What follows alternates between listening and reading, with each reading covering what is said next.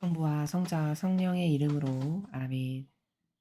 예수님과 어머니 하나 되신 성심을 통해 아버지 뜻 안에서 기도드립니다.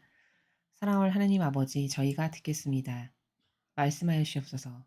또한 어머니께서 이 지상에 오실 10월 7일 그 기쁜 축일에 어머니께 속한 모든 자녀들이 더 많은 배상과 보속과 희생과 고통을 사랑하여 맺은 아름다운 열매들을, 아름다운 그 보석들을, 또 아름다운 희생의 제물들을 어머니 발 앞에 봉헌드림으로써 어머니께서 기쁘게 오실 수 있고, 또 그 예물들을 받아 안으시고 아버지께 봉헌드려 주심으로 아버지께서 저희들을 용서하여 주시고자 하시는 그런 마음이 드실 수 있는 반향을 저희가 잘 할 수 있는 은총으로 어머니 저희들을 축복하여 주시옵소서.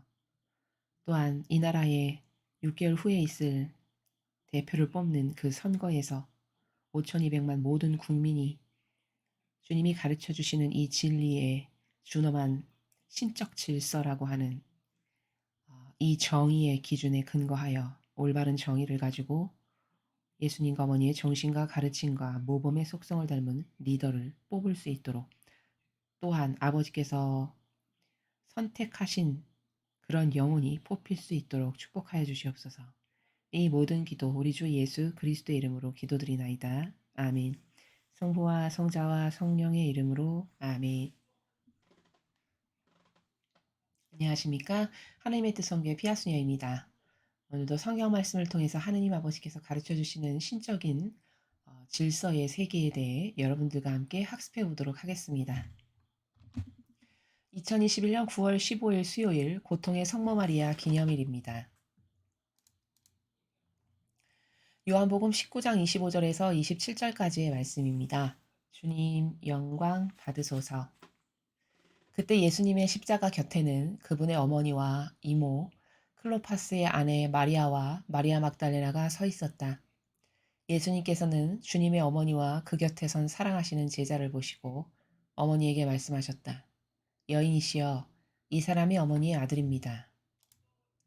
이어서 그 제자에게 이분이 내 어머니시다 하고 말씀하셨다. 그때부터 그 제자가 그분을 자기 집에 모셨다. 주님의 말씀입니다. 그리스도님 찬미합니다.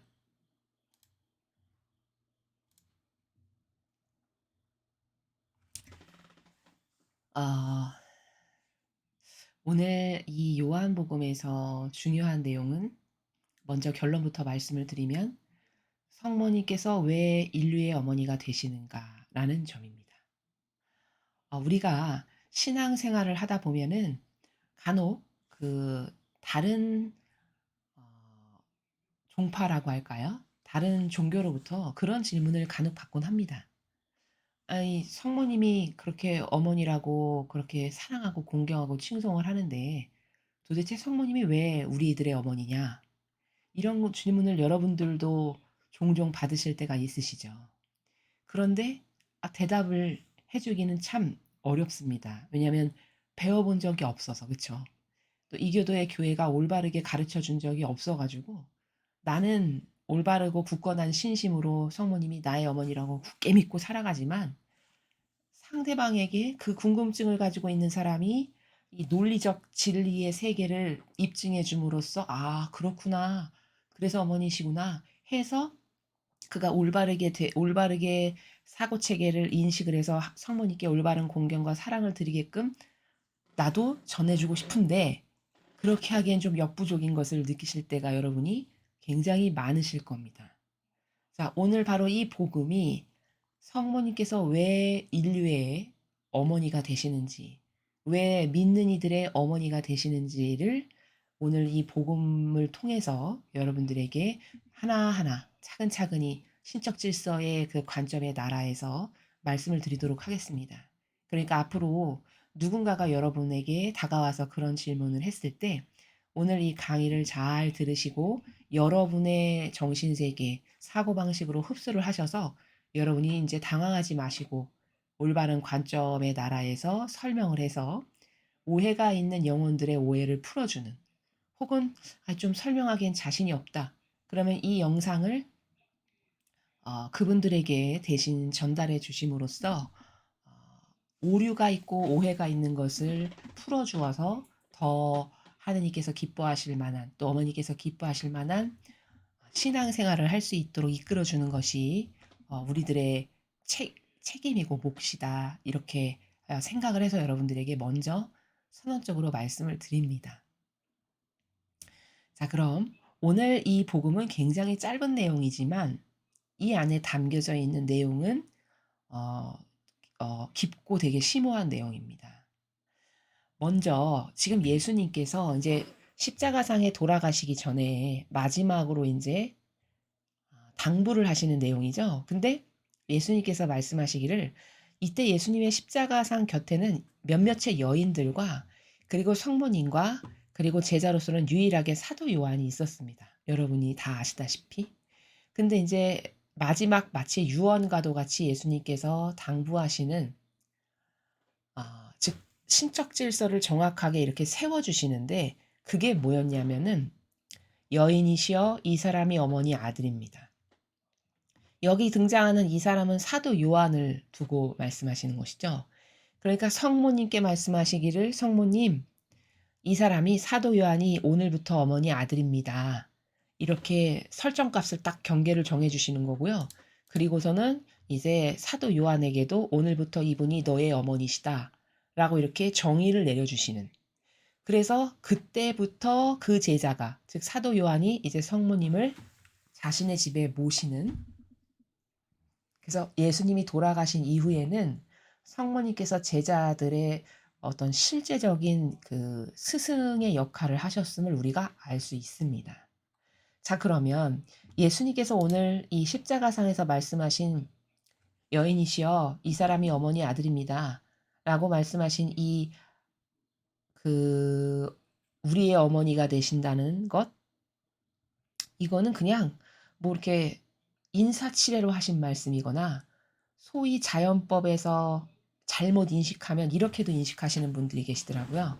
아예 왜 친구 어머니도 친하면은 "어머니 안녕하셨어요?" 이렇게 하지 않습니까? 그러니까 그런 관점에서 "어머니 아들이다." 뭐 이렇게 한 겁니다. 이렇게 이 풀이를 하시는 분도 계신 것 같은데 그거 아닙니다. 그거는 잘못된 해석입니다, 성경에 근거하지 않은. 왜냐하면 예수님은 그렇게 막연하게 무엇에 근거하지 않은 어떤 차원의 나라에서 말씀을 하신 적이 단 한 번도 없으시고, 이것은 순전히 신적인 질서의 나라에서, 본질의 나라에서 정립을 해 주시는 말씀이십니다. 자, 그러면 오늘 사도 요한에게 "이제부터 이분이 너의 어머니시다." 하셨는데, 그러면 사도 요한의 어머니라는 것은 곧 우리의 어머니시다라는 말씀이시거든요. 그렇죠? 사도 요한은 인류를 대표해서 사도 요한을 지칭하는 거지 "너만의 어머니시다." 이런 뜻이 아닙니다.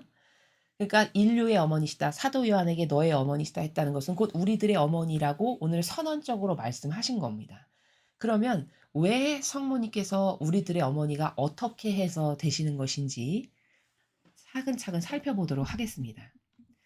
자, 오늘 이 복음의 어떤 원리랄까요? 원리의 제목을 단다면 "신적 질서에서의 성모님은 우리의 어머니시다." 이렇게 제목을 달 수 있습니다. 즉 영적 관계에서 성모님은 우리의 어머니시다. 이렇게 말씀드릴 수 있습니다. 자, 먼저 인간이 "성모님이 왜 우리의 어머니야? 날 낳아준 엄마는 따로 있는데."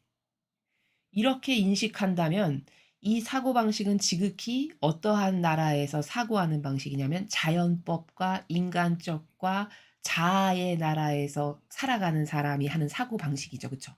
즉 그 사고방식은 눈에 보이는 것에만 기준하고 근거한 유물론적 사고방식입니다.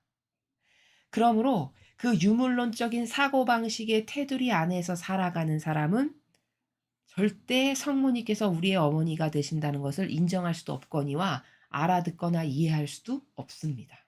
왜? 그 한계에 갇혔으니까요. 그런데 예수님께서 말씀하신 우리의 어머니라고 하신 것은 그 나라의 차원에서 말씀하신 게 아닙니다. 제가 누누이 성경을 말씀드릴 때 예수님의 모든 말씀은 다 무엇에 기준하여 근거를 두고 뿌리를 두고 말씀하시는 거라고 말씀을 드렸냐면 다 신적 질서, 본질의 차원, 본질의 차원에서 말씀을 하시는 분이 예수님이십니다. 왜? 그 나라에서 살아가시기 때문에. 그럼 예수님의 이 말씀은 올바르게 인식을 한다면, 아, 신적 질서에서 성모님이 우리의 어머니가 되신다는 거구나. 다시 말하면 영적인 관계의 그 차원의 나라에서 성모님께서 우리의 어머니가 되시는 거구나. 이게 올바른 인식이죠. 그쵸? 근데 그 인간이 어떤 족보 관계로 따지는 이런 거 있죠. 유물론적이고 인간적이고 형식적이고 눈에 보이는 그 인간이 세운 족보의 개념은 인간적인 질서에서 온 거죠. 그렇죠. 그거 하느님이 만드신 거 아니잖아요. 그렇죠? 그 족보적 개념. 이 엄마만 나의 엄마라고 생각한, 나를 낳아준 이 육을 낳아준 엄마만이 나의 엄마라고 생각하는 요 개념이 족보적인 개념인데 이것은 인간적인 질서에서 파생된 개념이죠. 그러니 이 질서에서 성모님을 미 우리의 어머니라고 생각하는 그 인식 체계는 충돌이 날 수밖에 없고 그 나라에서는 이 인식 체계를 절대 이해할 수 없다. 이것을 먼저 이해하셔야 아 그렇구나 이렇게 이제 서두의 문을 열 수 있습니다. 자 그리고 그다음 이제 성모님이 왜 우리의 어머니가 되시는가를 하나하나 따져서 들어가서 말씀을 드리면 먼저 첫 번째로 하느님 아버지께서는요. 천지창조 때 창세기를 보면 우리를 만드실 때 온 인류의 어머니의 역할을 해라 해서 하와를 만드셨다라고 성경에 나옵니다. 그렇죠? 분명히 그렇게 나오죠. 즉 아버지께서는 그 우리의 첫 번째 인류인 아담과 하와를 창조하셨을 때 그 아담과 하와가 하와에게 부여하셨던 신적인 본질적 의미가 있으셨어요. 아담에게는 인류의 아버지가 되라라는 그 본질의 의미를 부여하시면서 창조를 하셨고요. 하와에게는 인류의 어머니가 되라. 그래서 이름도 인류의 어머니라고 하와로 지었다라고 나오잖아요. 바로 그 본질적 의미를 내포하는 동시에 그 하와라는 여인을 창조하셨단 말입니다. 자, 그런데 문제는 뭐냐면 이 하와가 인류의 어머니의 역할을 똑바로 했냐? 인류의 어머니의 역할을 똑바로 못했어요.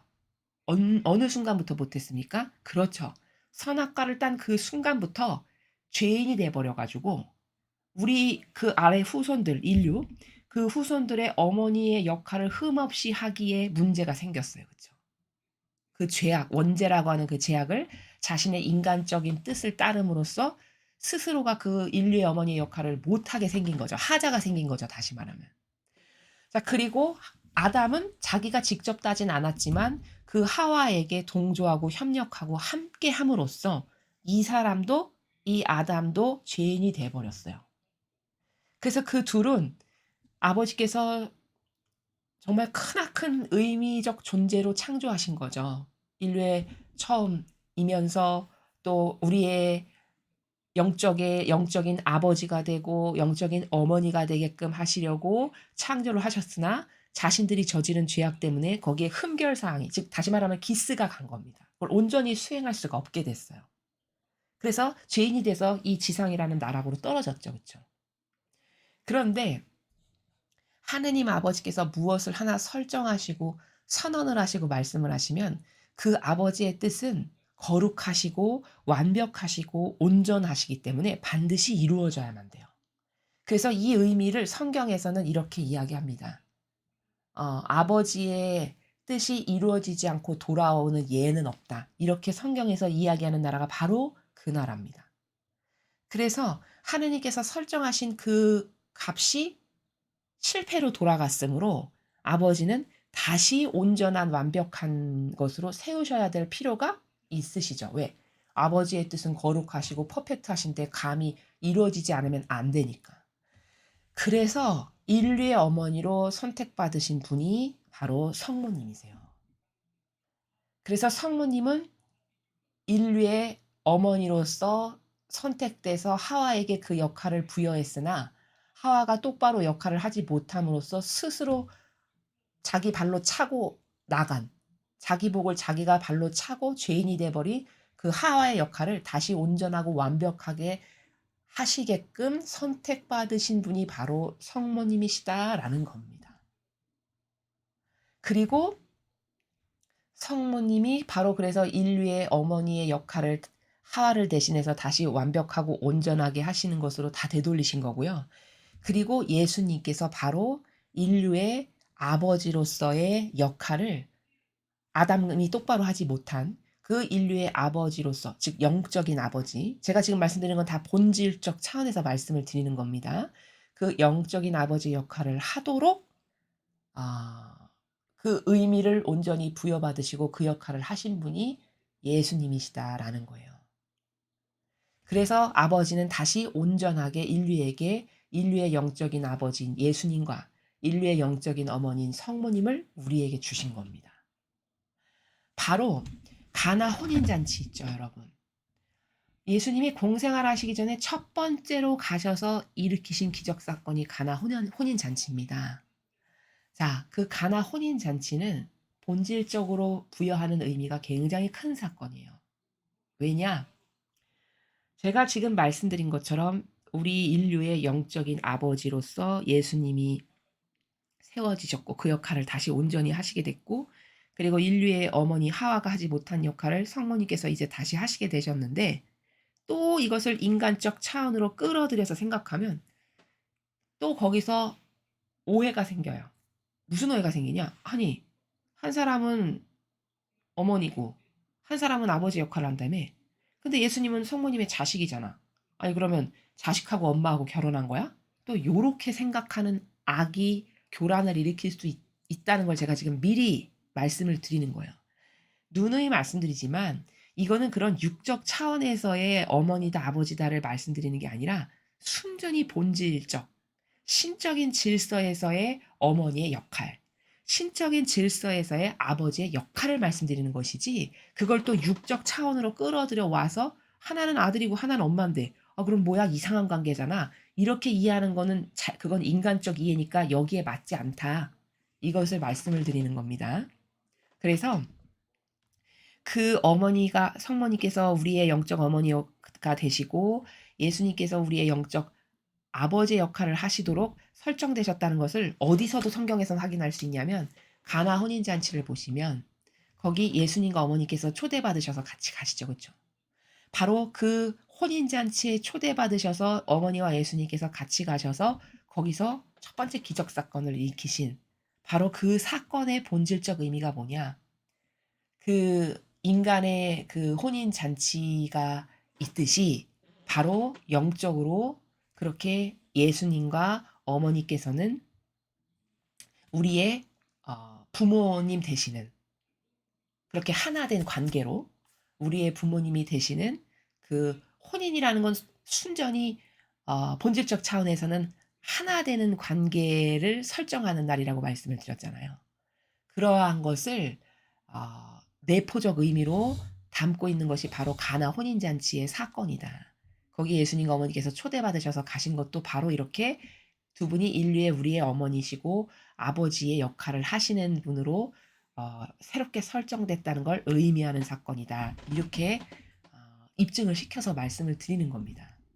자, 그래서 지금 첫 번째 왜 성모님께서 우리 인류의 어머니가 되시는가라는 것은 그 하와가 역할을 똑바로 못했는데 그것을 온전히 완벽하게 완덕을 세우시고 겸손을 완성하시고 이런 그 퍼펙트한 어머니의 모범이 인류의 어머니로서의 역할을 아주 충분히 완벽하게 수행하신 것이다. 라는 것을 말씀을 드립니다.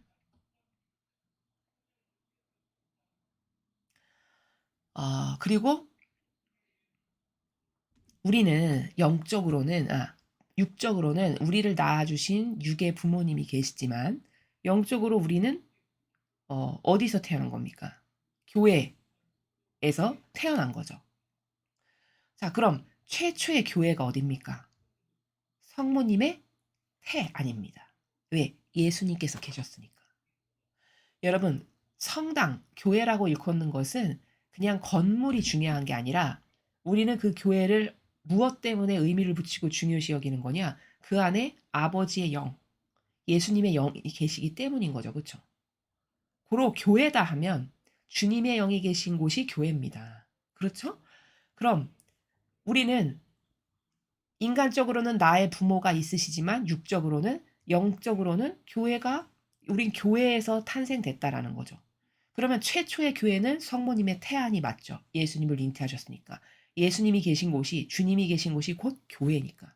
고로 성모님의 태안이 우리가 탄생된 바로 그 어머니의 모체에서 탄생됐다라는 것을 또한 이렇게 두 번째로 입증이 가능하다라는 것이고 또 어머니는 어떤 이들의 어머니가 되시는 거냐?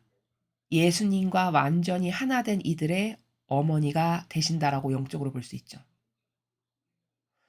자, 예수님의 어머니시죠. 성모님께서. 자, 그런데 그러면 그 예수님과 완전히 하나 된 이들도 어머니께 속한 자녀죠. 그러니까 곧 다시 말하면 우리는 예수님과 완전히 하나 되기를 갈망하고 그 의지를 가지고 살아가는 예수님과 하나 된 자녀들입니다. 고로 우리의 어머니는 성모님이 되시는 거다. 예수님의 어머니가 성모님이신 것처럼. 왜? 우리는 예수님과 하나 된 사람들이니까. 이렇게 또 어머니가 왜 우리의 영적 어머니가 되시는지를 입증할 수 있다는 거예요. 그래서 제자들이 예수님과 하나 된 관계잖아요. 그 12명의 제자들이. 그래서 성경에서 보면은 예수님이 돌아가신 다음에 성경에는 구체적으로 안 나오는데 전해지는 바에 따르면 그 제자들의 공동체를 어머니께서 이끄셨다는 그 부분을 찾아볼 수 있는 것들이 있습니다.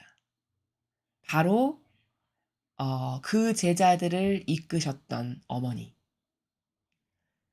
그 제자들을 이끄셨던 제자들의 어머니가 되셨다는 것은 제자들은 예수님과 하나 된 관계이므로 곧 제자들의 어머니가 되시는 것이고 마찬가지 같은 관점으로 우리도 예수님과 하나 된 자녀들이므로 예수님과 하나 된 우리들의 어머니가 또한 되시는 거다. 이렇게도 또 우리들의 어머니가 되신다는 걸 입증할 수 있다는 거죠. 자, 그리고 어머니를 또한 믿는 자녀들의 어머니. 그렇죠. 믿는 이들의 어머니가 또한 되시고 이렇게 지금 여러 가지 관점으로 영적으로 성모님께서 우리의 왜 어머니가 되시는지를 제가 몇 가지 말씀을 드렸습니다. 자, 이 몇 가지의 관점에서 성모님이 우리의 본질적인 신적 질서에서의 즉 영적 관계에서의 어머니가 되신다는 것은 여러분이 다중적 의미를 이해하셨을 때 더 잘 이해하실 수 있어요.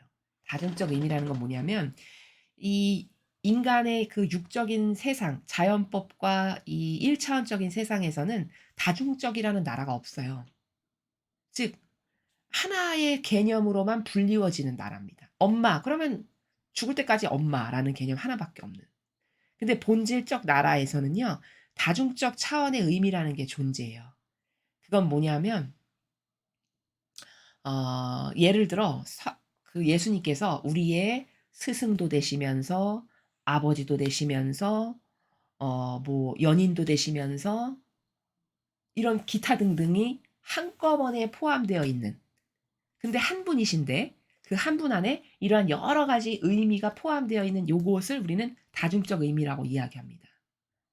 근데 그 자연법에서도 이런 게 사실 볼 수 있는데 인간이 캐치를 못하는 거는 예를 들면 이런 거죠. 어떤 한 사람이 있는데 그 사람이 집에서는 엄마라고 불리고 근데 만약에 직장 생활을 하신다. 그럼 직장에 가시면 뭐 누구누구 씨 혹은 무슨 직함으로 불리고 그쵸? 근데 동사무소에 서류를 떼러 갔다. 그러면 이름을 부를 거고 그쵸? 또 집에 오면은 뭐 남편으로부터 불리는 또 다른 어떤 애칭이랄까? 이런 게 있으실 거고. 이렇게 여러 가지 불리는 명칭이 많잖아요. 근데 이게 각각 다른 사람이 아니라 한 사람이죠. 그 말인즉슨 한 사람이지만 그 사람이 하는 역할에 따라서 불리는 명칭이 다 다른 요런 차원의 세계를 우리는 다중적 의미다라고 해요. 그 인간 세상사에도 이런 게 있는데 사람들은 그걸 적용은 못하고 그냥 단편적 이론적 하나의 개념으로밖에는 저 사람을 인식하는 데 없는 이런 오해가 좀 있다라는 것이죠.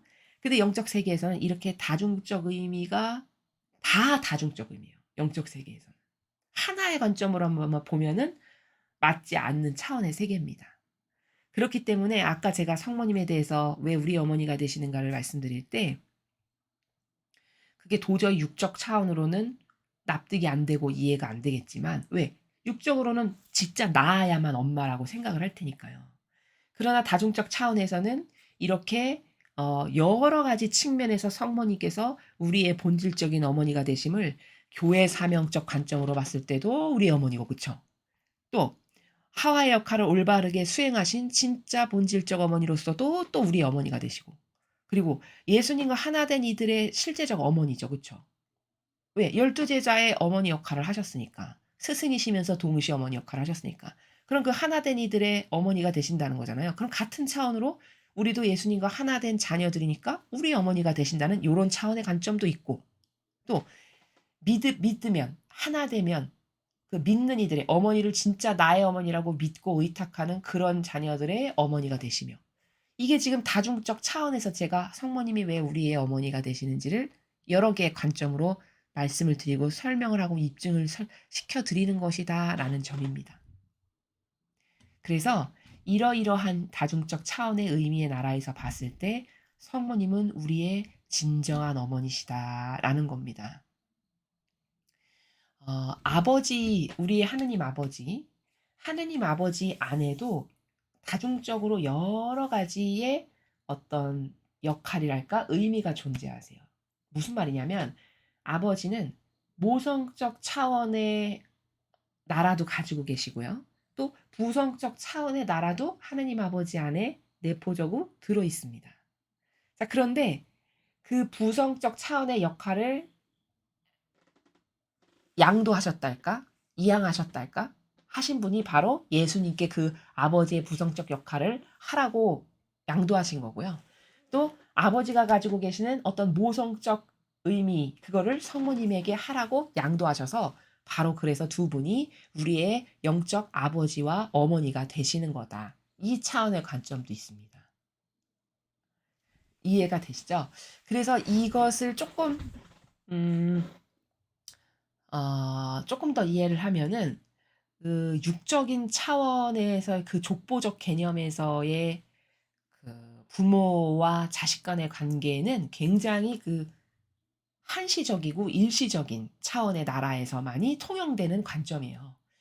거시적이고 그리고 본질적이고 사실 신적인 차원에서는 다 이렇게 지금 제가 말씀드린 이 차원에서의 어머니와 아버지라고 설정하는 이 값이 맞는 것이라는 거죠. 바로 이것을 이제 이해하셨으면 성경에서 예수님께서 이렇게 말씀하시죠. 성모님이 걱정되셔 가지고 막 사촌 친척들을 이렇게 같이 오셔 가지고 성모님을 찾아뵙는 그런 장면이 있죠, 성경에. 근데 그때 예수님이 이렇게 말씀을 하셨어요. "누가 내 어머니고 내 형제들이냐? 아버지 뜻을 행하는 자가 바로 내 형제고 어머니고 누이다." 이렇게 이야기하시죠. 바로 그게 뭐냐. 바로 예수님의 그 말씀이 오늘 제가 말씀드린 걸 여러분이 이해하셨다면 그래서 그때 예수님께서 아버지 뜻 행하는 자야만이 내 형제고 누이고 어머니고 가족이다라고 하신 거구나가 바로 이 원리에서 말씀을 하신 거다라는 겁니다. 그러면 이해가 되시죠? 왜 그렇게 말씀을 하셨는지. 맞죠? 예수님의 말씀이 정확하게 맞죠. 아버지 뜻을 행한다는 건 뭐예요? 하나 된 가족 관계라는 거잖아요. 그쵸? 예수님이 아버지의 뜻을 그 절대성이신 아버지의 뜻을 유일성으로 완전히 속해서 주인의식을 가지고 다 행하셨죠. 사명으로. 그거는 뭘까요? 아버지의 뜻이 제 뜻이고 아버지 일이 곧 제 일입니다. 그 정도로 하나 됐으니까 아버지의 근심거리 걱정이 제 근심거리 걱정이고 아버지가 염려하시는 게 저의 염려고 그러니까 아버지 일을 제가 하겠습니다. 이렇게 해서 자원해서 하신 거잖아요, 사명을. 그럼 이건 어떤 관계예요? 완전히 하나 된 관계예요. 그 하나 된 관계만이 소위 가족 관계. 예를 들면 뭐 세상적 단어로 쓴다면 부모 자식이라고 해야 될까요? 그런 관계가 성립되는 것이지 그런 아버지의 뜻으로 하나 되지도 않았는데 무슨 뭐 가족이다, 부모다, 친척이다 이거 아니다라는 거예요. 영적 세계에서는요. 이해가 되시죠? 그래서 예수님께서 그때 말씀하신 그 관점의 나라가 바로 오늘 성모님이 왜 우리 어머니가 되시냐. 이건 본질의 나라에서 우리 어머니가 되시는 거예요. 그쵸? 그럼 예수님이 말씀하신 그 관점과 일맥상통하는 관점에서 성모님이 우리의 어머니가 그래서 되시는 거구나. 이해가 되시죠? 즉 세상은 낳았냐 안 낳았냐 오로지 이 관점밖에 없어 가지고 낳았으면 내 어머니고 안 낳았으면 아니고 이것밖엔 없지만 이 단편적 하나의 개념. 그러나 본질적 차원과 영적 세계에서는 과연 아버지 뜻 안에서 하나 됐냐 안 됐느냐가 가족이냐 아니냐를 결정하는 중요한 원칙이에요. 근데 이게 맞죠. 그쵸? 이 본질적으로 잘 생각해 보면 이게 맞는 겁니다. 아니 사랑이라는 건 하나 된 관계잖아요. 그쵸? 가족이라는 건 하나 된 관계예요. 하나 된 사람만을 가족이라고 부를 수 있는 것이지 하나 되지도 않았는데 그게 무슨 가족입니까? 그쵸? 그렇기 때문에 아버지 뜻을 행하는 자야만이 내 가족, 누이, 뭐 어머니, 친척 이런 거다라고 말씀하시는 예수님의 그 관점이 신적 질서를 정확하게 짚어서 말씀해 주신 거예요. 그러니까 그 문장은 성모님을 배척하는 문장이 아니라 그 말씀의 취지와 요지와 핵심 키포인트는 뭐냐? 성모님이 오셨는데 어떻게 저렇게 배척을 할 수가 있어? 자기 낳아주신 친어머니인데 이 관점은 잘못된 거고 예수님이 말씀하신 그 나라는 정확하게 맞는 답을 말씀하신 것으로서 이 본질의 나라, 천상의 나라는 하나 된 관계만 가족이에요. 고로 아버지 뜻 안에서 하나 된 관계. 그럼 아버지 뜻 안에서 하나 됐다면 다 각자 아버지의 뜻을 자기의 역량껏 수행하겠죠. 그쵸? 아버지와 하나 됐다면 그럴 거 아니겠습니까? 그러니까 바로 그 아버지의 뜻을 자기의 역량만큼 자기에게 주어진 은총만큼 각자의 위치에서 수행하는 그렇게 아버지의 뜻을 믿고 따르고 갈망해서 그것을 수행하는 그런 이들, 그들이 바로 내 가족이다. 예수님이 이렇게 말씀하시는 겁니다. 그러면 성모님을 믿고 따르고 갈망하는 그 자녀들의 어머니가 본질적 어머니가 되시는 게 맞고 또 영적으로는 교회가 우리의 모체라면 첫 번째 교회이신 어머니의 태중이 바로 우리의 모체인 본질의 어머니가 되시는 게 또한 맞고 또 하와의 역할을 충분히 완전히 새롭게 하셔서 퍼펙트하게 완독도 구현하시고 겸손도 구현하시고 수많은 것으로 아버지께 완벽하게 하나 된 것을 구현하신 그 어머니야말로 우리의 진짜 본질의 어머니가 되신다라는 이 관점이 영적 질서, 신적인 질서에서의 우리 어머니가 되는 것이 맞다라는 겁니다.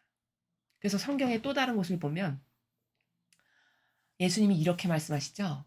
어, 나는 불을 지르러 왔다. 칼을 주러 왔다. 뭐 이렇게 말씀하시면서 뭐 가족이 뭐 아내가 누구를 고발하고 뭐 며느리가 시어머니를 고발하고 이렇게 가족이 서로 싸우게 된다는 갈리게 된다는 이 말씀 있죠. 바로 그것도 뭐냐. 오늘 배운 것과 같은 차원에서 이해가 되실 거예요. 육으로 한 엄마 밑에서 났다고 해서 가족이 아니구나. 그건 이런 인간적 차원에서나 그렇게 인식하는 것이지. 예수님이 그 말씀하신 나는 평화를 주러 온 줄 아느냐? 아니다. 나는 불을 주러 왔다. 나는 뭐 칼을 주러 왔다. 뭐 자식이 부모와 맞서 싸우고 뭐 시어머니가 며느리와 맞서 싸우고 뭐 맞서 싸우고 이렇게 해서 갈라지게 될 거다. 이게 무슨 말이냐? 그 육적인 너희들이 가족이라고 생각하는 그 가족이 진짜 가족이 아니고 이 주님의 진리라고 하는 이 정의의 차원에서 봤을 때 그 정의에 근거하여 이것이 맞다, 옳다라고 해서 하느님께 속한 자와 하느님께 속하지 않은 자 이렇게 갈라지게 될 거 아니에요. 한 가족 내에서도. 이미 그렇지 않습니까? 마지막 시대로 갈수록 이게 점점 더 심해질 텐데. 한 가족 내에서도요. 하느님의 뜻이라는 것에 올바르게 순종하고 완전히 속하려는 사람과 그렇지 않은 어떤 다른 악의 세력과 하나 되려는 사람 이렇게 극명하게 다 갈리고 나뉠 거라는 거예요. 바로 그 말씀을 하시는 겁니다. 그렇게 해서 갈라서서 온전히 나에게 속한 자녀들만이 다 아버지의 자녀들이다라고 말씀하시는 차원이 바로 예수님께서 그렇게 나는 가르려고 왔다라고 말씀하시는 것도 그 차원이에요. 그러면 인간은 이 가족 관계를 굉장히 이상하게 생각하고 있음을 발견하실 수 있겠죠. 그쵸? 그래서 안타까운 일이지만 죽고 나면요. 내 가족이라고 해서 엄마, 아빠, 뭐 자식이 예를 들어 2명 있다. 이렇게 4인 가족이다. 그럼 죽고 나서 이 4 명의 가족이 똑같은 나라에 갈 수 있냐? 전혀 그렇지 않습니다. 이 4 명의 가족이 평생도록 살면서 무엇에 하나 됐고 동조했고 협력했고 믿었고 어느 것에 올인했고 무엇을 열정적으로 갈망했느냐에 따라 다 뿔뿔이 흩어지고 갈라질 거예요. 바로 예수님께서 그렇게 한 가족인데 뭐 시어머니가 며느리를 고발하고 뭐가 뭐를 고발하고 그게 바로 이 나라예요. 그렇게 해서 갈 나라가 다 달라질 거라는 겁니다. 여기서 하나님께 완전히 신뢰하고 의탁하고 내어 맡기고 하나 됐으면 그 사람만 천상에 갈 거고 그렇지 않은 나머지 가족들은 아무리 혈연 관계로 하나 되어 있다 한들 그것은 이 지상에서의 어떤 족보적 개념에서나 통용되는 현실이지 절대 천상의 나라의 신적 질서에서는 통용되지 않는 관점이고 개념이다. 이것에 대해 올바른 인식이 있어야 된다는 겁니다. 그럼 이 세상에서 성모님이 우리의 어머니라는 것에 대해 인식을 똑바로 하지 못했던 사람들은 다 무엇에 장애가 있어서 그랬던 건가요? 그렇죠. 아마 대다수는 이런 족보적 개념, 육적 차원의 개념, 자아의 그 근시안적 소경의 차원의 개념에서만 살고 그 사고방식밖엔 없으면 절대 성모님이 왜 나의 진정한 영적 어머니가 되시는지를 이해할 수가 없게 되는 것이죠. 그래서 이 개념을 쪼끔 활용하는 것이 왜 성당에 가시면 이렇게 부르시죠, 서로. "안녕하세요 자매님." 뭐 "안녕하세요 형제님." 무슨 무슨 형제님 이렇게 부르시잖아요. 그거 남인데 왜 형제고 자매입니까? 그쵸? 완전 처음 보는 남남인데. 그건 또 왜 그렇게 불러요? 그렇죠. 그 이상하게 생각해 보신 적 없으신가요? 바로 그게 뭐냐면 이 신적 차원에서 봤을 때 그 아담과 하와라고 하는 첫 번째 그 인류의 조상으로부터 파생된 사실 모두가 한 형제 자매인 것이죠. 그렇죠? 그래서 형제님, 자매님 이렇게 부르는 겁니다.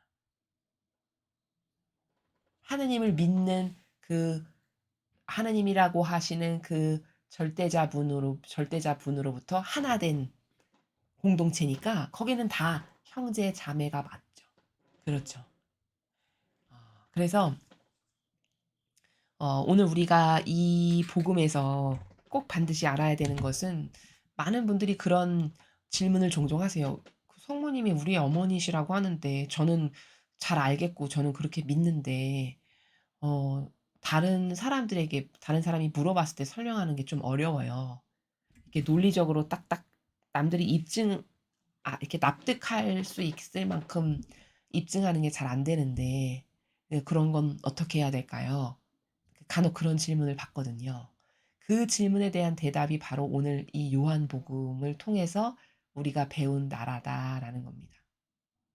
어 이렇게 본질에서 아버지 뜻 가운데 하나 된 자녀, 이들이 진짜 내 가족이고 내 형제고 내 자매입니다. 예수님이 그러한 신적인 질서에 오해가 있고 오류가 있는 우리에게 올바르게 잡아 주시느라 "아니 누가 내 형제고 누가 내 어머니란 말이냐. 아버지 뜻을 행하는 자라만이 내 형제고 누이고 어머니고 자매고 그런 거다." 이렇게 말씀을 하시는 겁니다 그래서. 그래서 우리가 예수님과 하나 됐다면 당연히 예수님의 어머니이신 성모님이 우리 어머니 되시는 게 맞고 또 내가 성모님을 그토록 사랑하고 열렬히 믿고 어머니에게 무한 신뢰와 의탁을 한다면 그건 당연히 우리의 어머니가 되시는 게 맞고 또 아담과 하와의 역할의 그 역할을 아버지께서 수행하게끔 허락하셨다라고 하는 그 차원에서 봤을 때도 또한 우리의 어머니가 되시는 게 맞고 이런 여러 가지 다중적 차원의 관점의 나라에서 봤을 때 성모님이 진짜 우리의 본질적인 영적인 어머니시구나라는 것을 확인할 수 있습니다.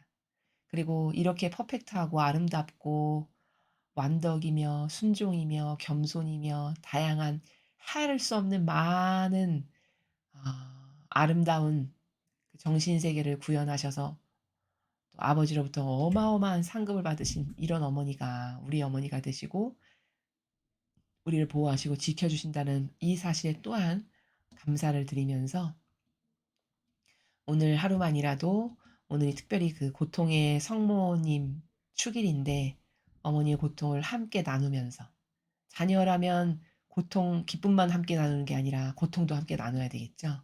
고통을 함께 나누면서 또 아름다운 어머니를 우리에게 주신 아버지께 감사드리면서 어머니를 우리의 어머니로 보내주신 그 아버지께 진정성의 나라에서 감사드리는 그런 하루가 되었으면 좋겠습니다. 이상으로 2021년 9월 15일 수요일 고통의 성모 마리아 기념일 복음 해설을 마치겠습니다. 감사합니다.